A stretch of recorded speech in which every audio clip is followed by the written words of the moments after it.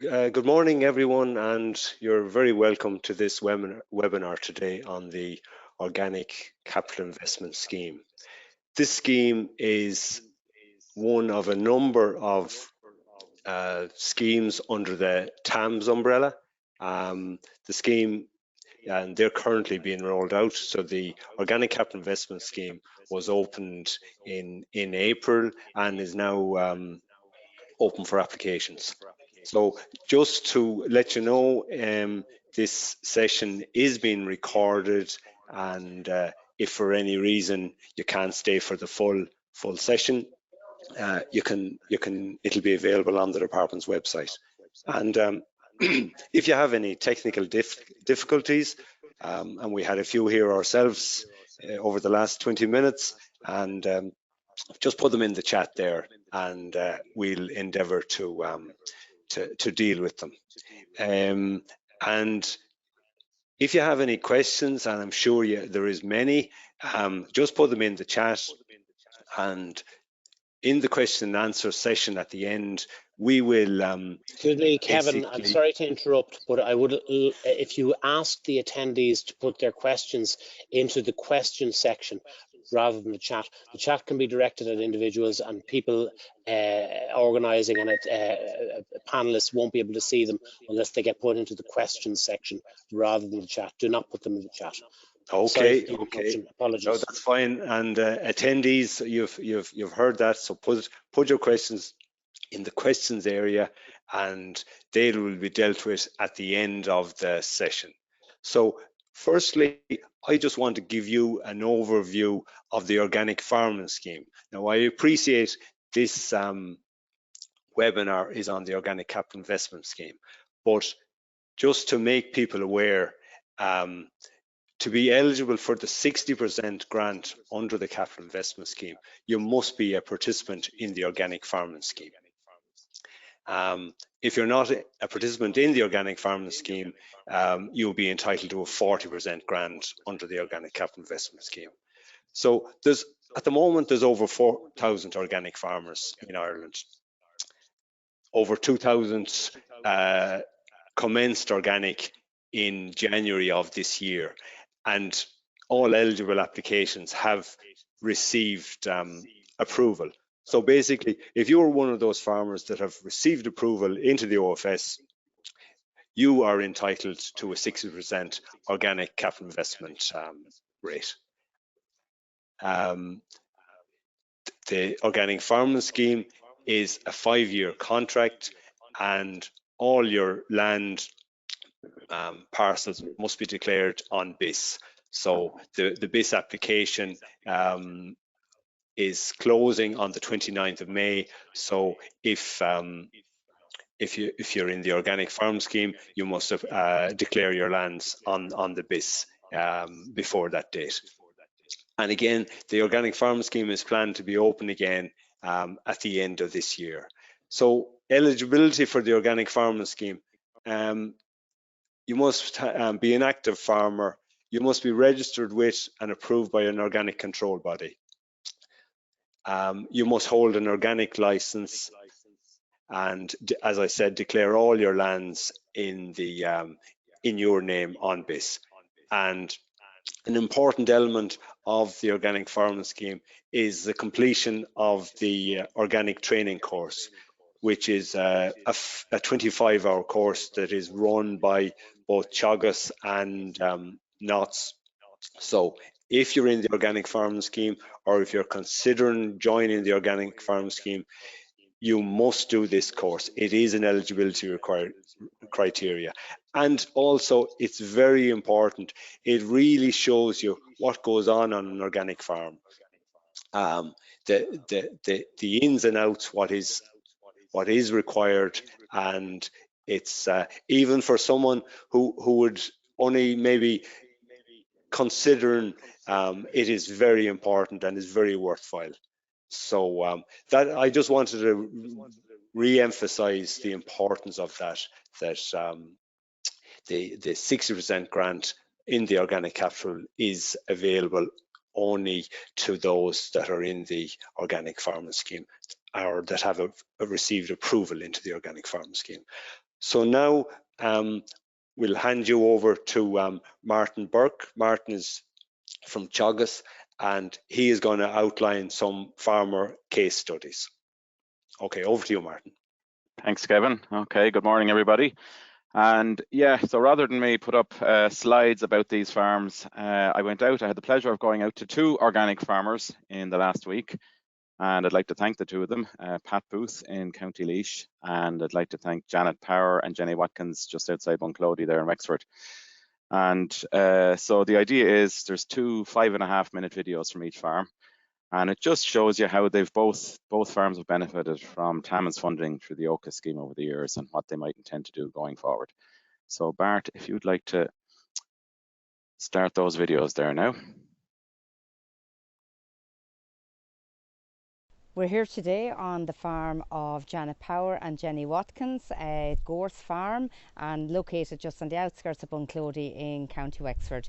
Can you tell us how long are you organic here, ladies, and what is your system of farming? Sure. So we started here in 2016, and from the get-go we went into the organic scheme. So we always knew that we wanted to be organic, and we started off with 2 tunnels, and we had about in all it's about 1/2 acre.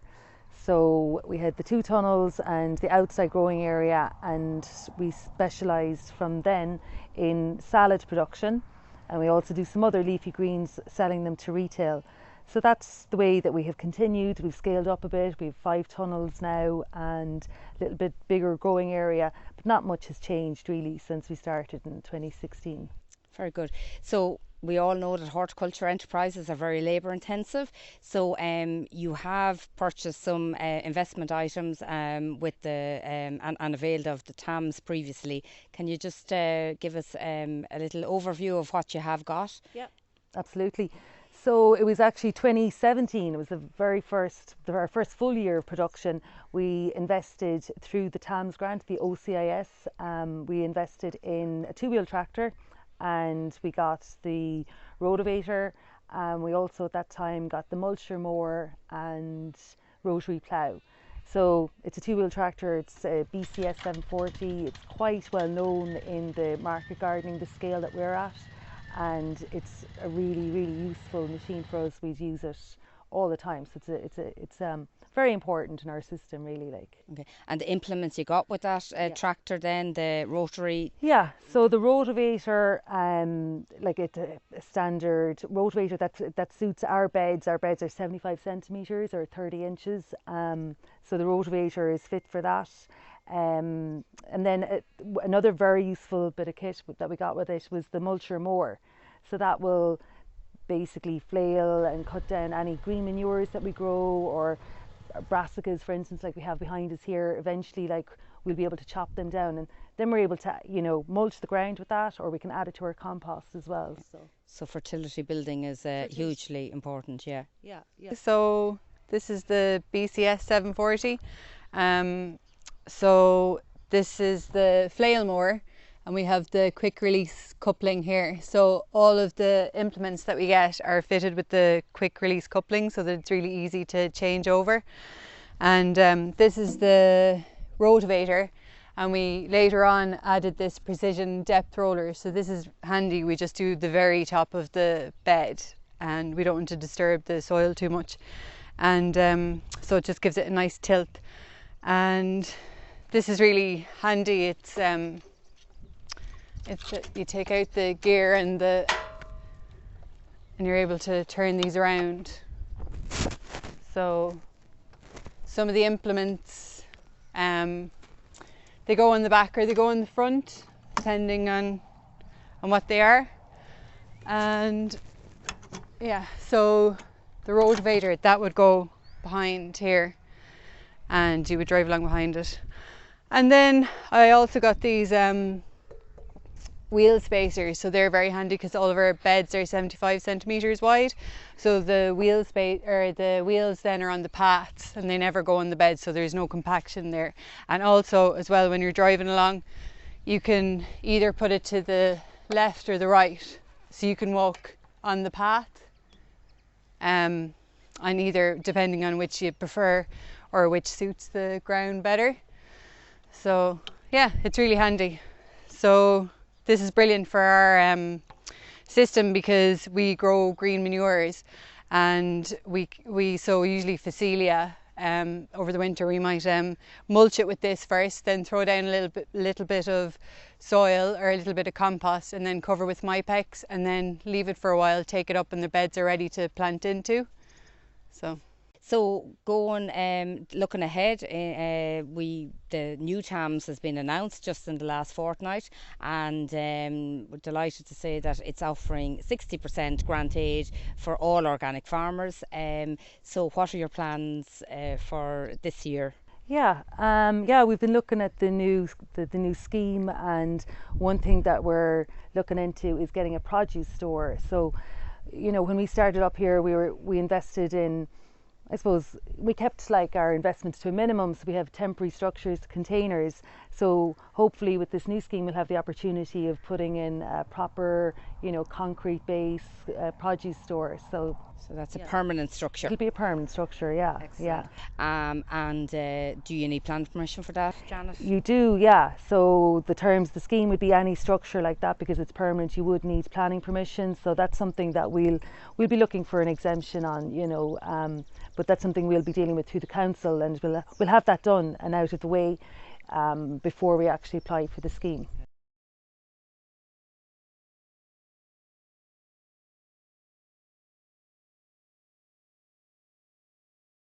Okay, that's the first video. Bart, if you want to line up the second one down from County Laois from Pat Booth's farm. So I'm here with Pat Booth, and Pat is an organic farmer just outside Stradbally in the Heath in County Laois. And Pat has benefited from TAMS funding over the years. And so look, I suppose before we go on to talk about TAMS funding, Pat, could you just first of all tell us a little bit about your farming system here and how long you've been organic? I farm here with my son Dennis. We're farming, we've a suckler herd, organic suckler herd since 2008, and we became full symbol in 2010. We also grow tillage crops, wheat, oats and barley and beans. We grow barley for Waterford distilleries, and we grow oats for Flahavans. And obviously we grow other products then, we'll say, for resale to other farmers. We have a small processing business here on the farm as well. So you sell things like combi crop and beans, peas, anything really? Yeah, we sell from about October onwards, we would sell straights and combi mixture, organic combi mixtures to other farmers as well. Okay. And that business has grown over the last 5 or 6 years as well. Okay, I suppose you're standing there beside one of your investments from TAMS, so maybe you might describe this machine and just describe, I suppose, some of the equipment you got funding for. So starting with this one here, can you explain what we have here, please, Pat? This is a Teagasc mulcher. Purchased it about 4 years ago, and we received a TAMS grant on it, and have to say it was a great investment. It's a very heavy duty machine, and just even looking at the tines, that's a kind of a worn out tine on it now, so it's almost like a tine of a hedge cutter. So we can kind of, you know, cut grass, thistles, ragwort, rushes. And the depth setting on it is by a roller on the back of the machine, so we can, you know, set it maybe an inch and a half high after the cows go away, and when they come back kind of, you know, 21, 24 days later, even if there's ragwort in the thing, it's mulched completely and has disintegrated into the ground. The same with thistles and docks, etc. And I notice as well, we'll say where you'd have cows, obviously the big dung patches, it splatters that as well.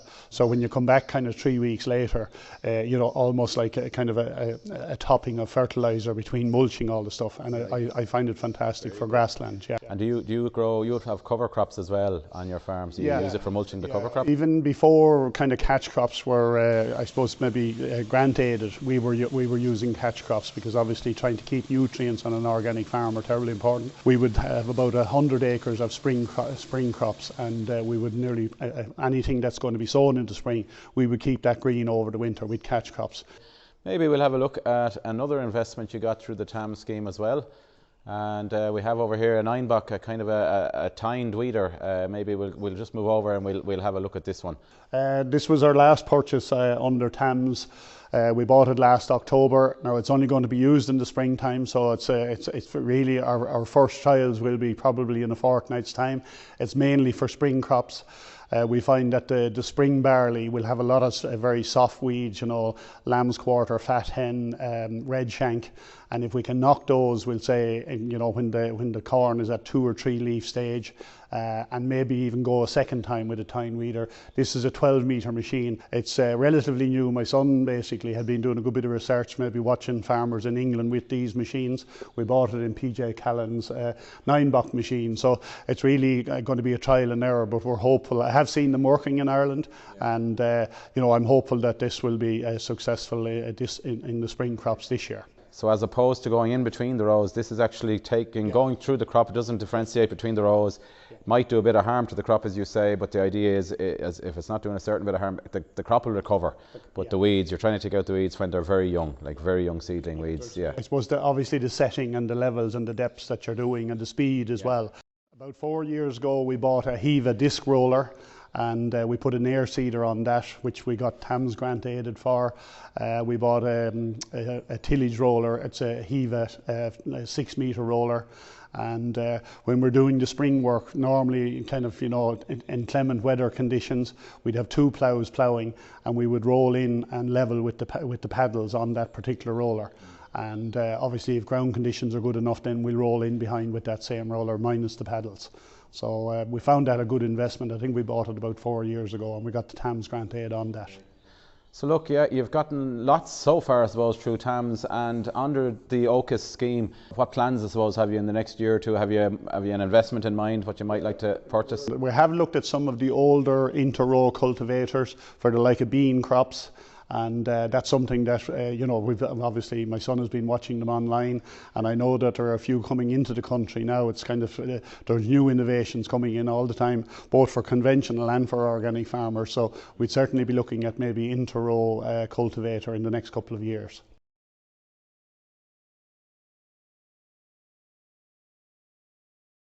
Thanks very much to Pat and to Janet and Jenny for allowing me in there to make those videos. So I might just hand you back. I think there's been a few technical problems in the background. So if you didn't get to hear the video, some of you mightn't hear the audio, I will be getting those put up on the Teagasc website anyway. And I know this webinar will be recorded. I'm sure Bart will iron out those few little issues. I think some of you might not have heard the audio there, so apologies for that.